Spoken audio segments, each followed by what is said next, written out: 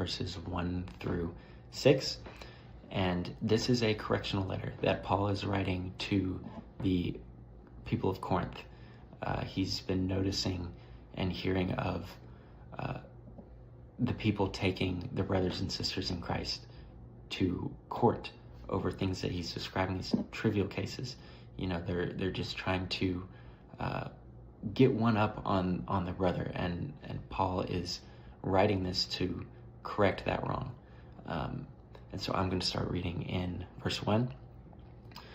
If any of you has a dispute with another, do you dare take it before the ungodly for judgment instead of before the Lord's people? Or do you not know that the Lord's people will judge the world? And if you are to judge the world, are you not competent to judge trivial cases? Do you not know that we will judge angels? How much more than the things of this life? Therefore, if you have disputes about such matters, do you ask for a ruling from those whose way of life is scorned in the church? I say this to shame you. Is it possible that there is nobody among you wise enough to judge a dispute between believers? But instead one brother takes another to court, and this in front of unbelievers. So yeah, he's really calling them out for what they've been doing. He's condemning the people of Corinth for taking out lawsuits among your brother. He starts out by saying that we are going to have much bigger responsibilities when we are in the kingdom with Christ. He's saying we will judge the world, and we will even judge angels. He's speaking of fallen angels. That's a lot of responsibility that we are going to have.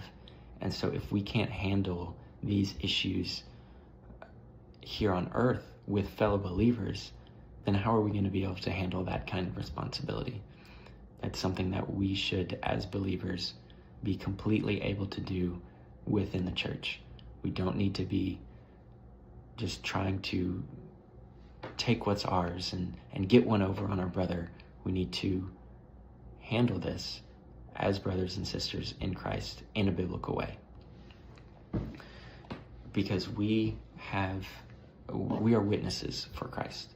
And so if we take our issues into a courtroom, when he says unbelievers, he's talking about people who aren't Christians. They're just going to see us as everyone else. He's just as greedy as the next guy. I thought he was a Christian. I hear about these Christians, but all he cares about is getting his money from some guy who he thinks pulled a fast one on him. And that destroys our witness for Christ when we do things like that. He says, I say this to shame you. It's very shameful for us to be doing things like that from one brother to another.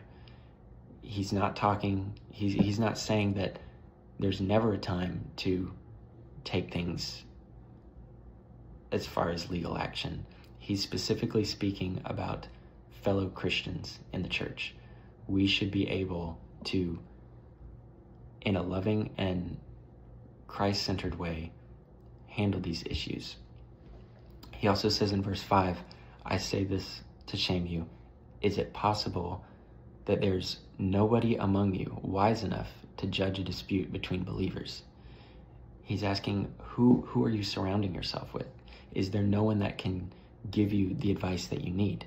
Because taking this in front of a judge who's not a Christian, he's not going to judge according to God's principles. And that's what we need in these situations. If you're going to bring in outside help to assist you in your disagreement, in your case, you need to bring in someone who has the heart and mind of Christ and someone who's Christ-centered, because we need to have those principles and settle our disputes in a godly way. And so really it all boils down to, for me in this passage, that we have to keep our witness for Christ intact. We need to make sure that people see us as truly set apart, as truly transformed people of God. We need to not try to just get one over on our brother or sister. We need to do it with love. We need to be able to handle our situations and not take it so far that it starts destroying relationships and destroying our witness for Christ. Thanks, guys.